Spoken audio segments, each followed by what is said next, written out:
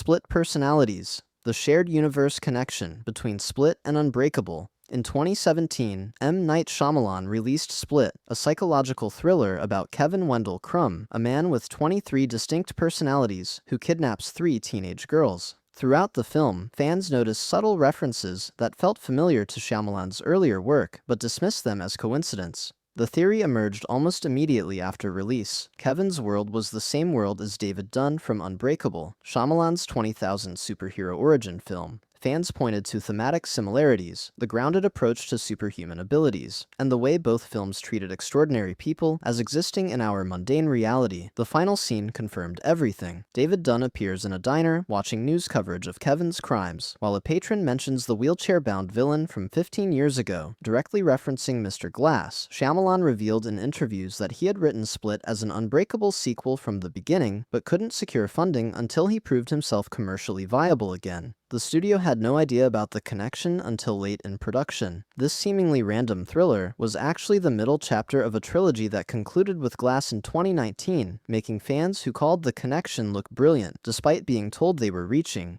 Nika's innocence. The theory that Nika Pierce was framed for murder in Curse of Chucky. The 2013 film shows Nika, a paraplegic woman, as the sole survivor after her family dies mysteriously in their isolated mansion. By the film's end, Nika is convicted of murdering her mother and sister, sentenced to a psychiatric institution, despite maintaining her innocence and insisting that Chucky, the good guy doll, committed the killings. Fans immediately theorized that the evidence was too convenient, that Chucky had orchestrated everything to frame Nika specifically. The film shows Chucky manipulating crime scenes, positioning evidence, and even mailing himself to the house with clear intent. Theorists pointed to Chucky's personal vendetta against Nika's family, revealed through flashbacks showing Charles Lee Ray stalking Nika's pregnant mother decades earlier. The theory argued that Chucky wanted Nika to suffer by taking everything from her, including her freedom, making her punishment worse than death. Cult of Chucky from 2017 explicitly confirmed this theory. The sequel shows Nika still institutionalized 4 years later, with Chucky revealing he deliberately framed her and orchestrated her conviction as revenge. He admits to murdering her family and manipulating all physical evidence to ensure she'd be blamed. The film validates every aspect of the fan theory, showing Chucky had planned Nika's destruction from the moment he mailed himself to her house.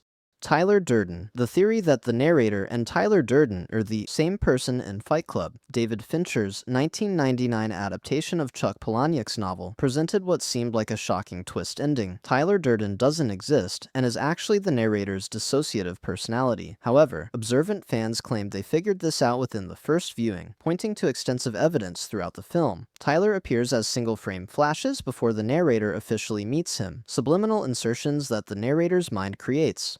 Tyler and the narrator never appear in the same frame when interacting with other characters. When Tyler talks to Marla on the phone, the narrator stands in an empty room holding a disconnected phone. Airport security finds only 1 ticket, despite 2 men supposedly traveling. The narrator's bruised face, after allegedly fighting Tyler, makes no sense if Tyler were real. Apartment neighbors reference the narrator's solo activities that he attributes to Tyler. The film was constructed so attentive viewers could solve the mystery before the reveal, with Fincher deliberately planting clues in plain sight. Critics and audiences who caught these details early felt vindicated when the twist arrived. Fincher confirmed in DVD commentary that he wanted the reveal to feel earned rather than cheap, designing the film so second viewings would show how obvious the truth had been all along. The theory wasn't really a theory, but rather the intended reading for anyone paying close attention. Voorhees' immortality. The theory that Jason Voorhees is supernatural, not just incredibly resilient. Throughout the Friday the 13th franchise, Jason survives being stabbed, axed, hanged, drowned, electrocuted, and even launched into space across multiple films. Early fans debated whether Jason was just extremely tough, or whether something supernatural explained his survivability. The 4th film, The Final Chapter from 1984, was supposed to kill Jason permanently, with Tommy Jarvis hacking his body to pieces. Yet Jason returned in the 6th film, Jason Lives from 1986, resurrected by a lightning strike that functioned like Frankenstein's monster. Fans theorized that Jason had become something beyond human, possibly undead or demonically possessed. The 9th film, Jason Goes to Hell, The Final Friday from 1993, explicitly confirmed the supernatural nature. The film reveals that Jason's heart continues beating after his body is destroyed, and that a demonic parasite inhabits his corpse, allowing him to possess other bodies and resurrect repeatedly. The Necronomicon from Evil Dead appears in the Voorhees house basement, suggesting Jason's immortality has demonic origins.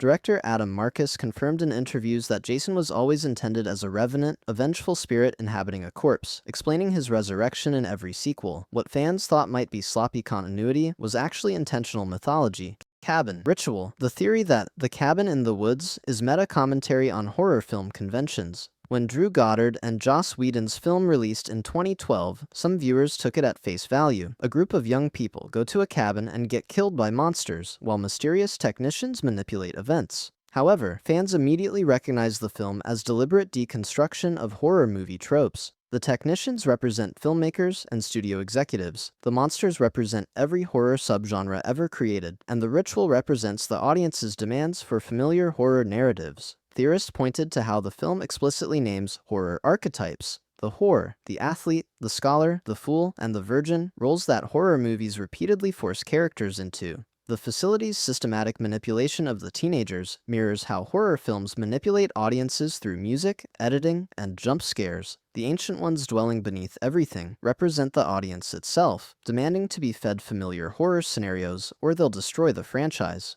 Some fans insisted this reading was too obvious, and that the film must have a literal interpretation where the ritual actually exists. Joss Whedon and Drew Goddard confirmed in numerous interviews that the meta-commentary was entirely intentional, that they wrote the film specifically to critique horror movie formulas and examine why audiences demand the same stories repeatedly. The film was always meant as a love letter to and criticism of the horror genre simultaneously, making the meta-reading the actual text rather than subtext.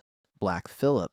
The theory that Black Phillip in The Witch is literally Satan himself, not a demon possessing a goat. Robert Eggers' 2015 film shows a Puritan family in 1630s New England tormented by witchcraft, with their black goat Black Phillip featuring prominently throughout. As supernatural horror escalates, the goat behaves increasingly menacingly, watching the family with apparent intelligence and malice. When Thomasin, the family's teenage daughter, survives alone after everyone else dies, Black Phillip speaks to her in a human voice, asking if she'd like to live deliciously and offering her freedom in exchange for signing his book. Fans debated whether Black Phillip was simply a vessel for demonic possession, a familiar serving a witch, or whether the goat itself was the devil. The theory that Black Phillip was Satan in physical form seemed too literal for a film steeped in ambiguity and Puritan religious paranoia. However, Robert Eggers confirmed in multiple interviews that Black Phillip is indeed Satan, not a possessed animal, but the actual devil choosing to manifest as a goat. Eggers explained he researched period accounts of witch trials where accused witches claimed the devil appeared as a black goat. The actor who played Black Phillip's human form, the voice Thomasin hears, is credited as the devil. Eggers stated he wanted the film's supernatural elements to be genuinely real rather than psychological, making the Puritan family's fears completely justified. Black Phillip literally being Satan transforms the film from potential allegory about paranoia into a straightforward story where evil is real and waiting. Quick heads up, if you're enjoying what you're watching so far, I post videos like this regularly. I'd really appreciate if you subscribed.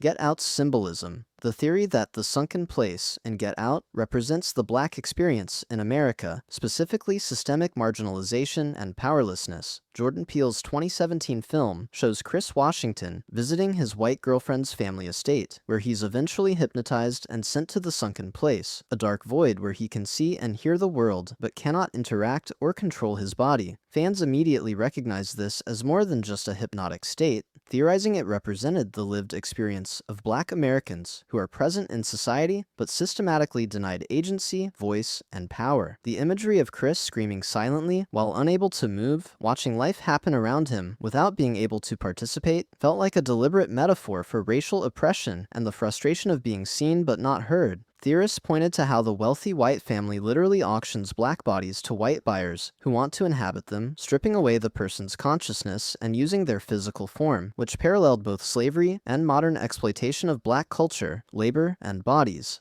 The sinking imagery suggested being pushed down, suppressed, and buried beneath the surface of polite society. Jordan Peele confirmed in numerous interviews that the sunken place was intentionally designed as a metaphor for systemic racism and the marginalization of Black voices in America. He explained that he wanted to visualize the horror of being conscious and aware but powerless to change your circumstances, of seeing injustice but being unable to stop it. Peele stated that the entire film was social commentary wrapped in horror, using genre conventions to explore racial anxiety, liberal racism, and the commodification of black bodies. The theory wasn't subtle interpretation, but rather the film's intended primary meaning, making Get Out a horror movie where the real monster is racism itself. Hereditary cult. The theory that the cult of Paimon in Hereditary had orchestrated everything across multiple generations. Ari Aster's 2018 film follows the Graham family as supernatural horror destroys them following their grandmother's death. As the film progresses, increasingly disturbing revelations suggest the grandmother was involved in cult activity. Fans theorize that the entire family's history was manipulated by the cult, that nothing happened by accident, and that generations of planning led to the film's events. Evidence includes photographs showing cult members present throughout the family's history, disguised as friends and neighbors. The grandmother's obituary mentions male offspring, despite the family claiming she only had a daughter. Strange symbols appear throughout the house, hidden in plain sight. Theorists argued that Charlie, the young daughter, was specifically groomed from birth as a vessel for the demon Paimon, and that her death was orchestrated to transfer the demon to her brother Peter. The telephone pole that decapitates Charlie has a Paimon symbol carved into it, suggesting even that accident was planned. Ari Aster confirmed in interviews that every detail was intentional, that the cult had been manipulating the family for at least 3 generations. He revealed that the grandmother attempted to put Paimon into Peter when he was born, but the family intervened, so she settled for Charlie as a temporary vessel. The entire film's tragic events were predetermined by cult machinations, with the family never having any chance to escape their fate. Predator vision. The theory that the Predator can't see Dutch because mud blocks thermal imaging. In the climactic sequence of Predator from 1987, Dutch Schaefer covers himself in cold mud while hiding from the alien hunter. The Predator passes within feet of Dutch but cannot detect him, allowing Dutch to survive and eventually defeat the creature. Fans immediately recognized that the Predator's vision operates on heat signatures, as established throughout the film, showing its infrared perspective. The theory argued that the mud, being cool and wet, masked Dutch's body heat and made him invisible to thermal detection. Some viewers thought this explanation was too simple, that a sophisticated alien hunter would have multiple vision modes or other detection methods. The physics seemed questionable. Would mud really block heat signatures completely, or would body heat transfer through the mud? Despite seeming like an obvious plot device, fans debated whether the filmmakers intended this as a genuine tactical solution, or whether Dutch simply got lucky. Directors John McTiernan and producer Joel Silver confirmed in multiple interviews and DVD commentaries that yes, the mud-blocking thermal vision was exactly the intended explanation. Special effects supervisor Joel Hynek detailed how they designed the Predator's vision system based on real thermal imaging technology, and that mud genuinely would provide temporary camouflage against heat detection. Arnold Schwarzenegger discussed how the mud scene was meant to show Dutch using his environment intelligently, turning his knowledge of guerrilla warfare against an alien threat. The too obvious theory was completely correct, making Dutch's survival dependent on simple physics rather than action movie luck. Norman's mind. The theory that Norman Bates has dissociative identity disorder, not just an elaborate dress-up routine. Alfred Hitchcock's Psycho from 1960 shows Norman Bates running a remote motel with his domineering mother. After Marion Crane is murdered in the infamous shower scene, the investigation reveals that Norman's mother has been dead for years and that Norman has been preserving her corpse and impersonating her voice. The ending includes a psychiatrist explaining that Norman has developed a split personality, with his mother's persona taking control and committing murders that Norman cannot remember. However, some 1960 audiences thought Norman was simply pretending to be his mother, that he consciously dressed in her clothes and used her voice to commit murders, while maintaining plausible deniability. The film's psychological explanation seemed too sophisticated for mainstream audiences unfamiliar with dissociative disorders. Psychiatrists in 1960 wrote articles analyzing the film's accurate portrayal of what would later be formally classified as dissociative identity disorder. Alfred Hitchcock confirmed in numerous interviews that Norman genuinely has multiple personalities, that the mother persona is real and distinct from Norman's conscious awareness. The film's final scene, showing Norman completely overtaken by the mother personality, demonstrates that he is not faking or play-acting, but has been consumed by his alternate identity. Hitchcock worked with psychological consultants to ensure the portrayal had clinical accuracy, making Psycho one of the first mainstream films to seriously depict dissociative identity disorder rather than simple insanity.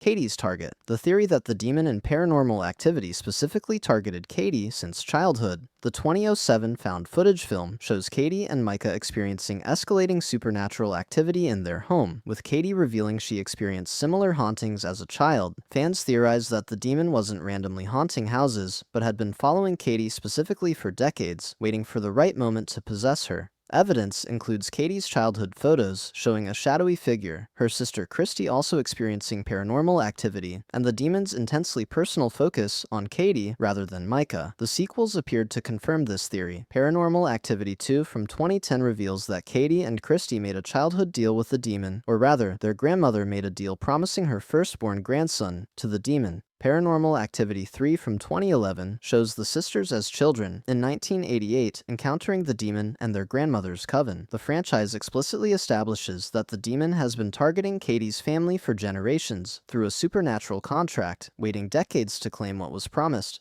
Director Oren Peli stated in interviews that he always envisioned Katie's haunting as something long-term rather than a new occurrence, that her childhood experiences were the demon establishing its claim. The demon's patience in stalking Katie for over 20 years makes the horror more disturbing, transforming random supernatural activity into calculated supernatural predation with generational planning. Malcolm's death. The theory that Dr. Malcolm Crowe is dead throughout The Sixth Sense. M. Night Shyamalan's 1999 film follows child psychologist Malcolm treating Cole Sear, a boy who claims to see dead people. The famous twist ending reveals that Malcolm has been dead since the opening scene when a former patient shot him, and that he's been a ghost throughout the entire film without realizing it. However, fans claim they figured this out long before the reveal, pointing to extensive clues Shyamalan planted deliberately. Malcolm never interacts with anyone except Cole throughout the film. His wife ignores him completely at restaurants and at home, never speaking to him despite their scenes together. Malcolm wears the same clothes in every scene after the shooting. Doors that should be open are closed, suggesting Malcolm is passing through them without noticing. Restaurant scenes show Malcolm's wife dining alone with an empty chair across from her. Cole's revelation that ghosts only see what they want to see applies directly to Malcolm's selective perception. The film was constructed so observant viewers could solve the mystery, with every scene containing evidence of Malcolm's true state. Shyamalan confirmed in interviews that he wanted the twist to be solvable, that he deliberately showed Malcolm's isolation and his wife's behavior in ways that should trigger suspicion. Second viewings reveal how obvious the truth was, with fans who called it early feeling vindicated. The theory wasn't really a theory, but rather successful puzzle solving from audiences who paid attention to what Shyamalan was showing them.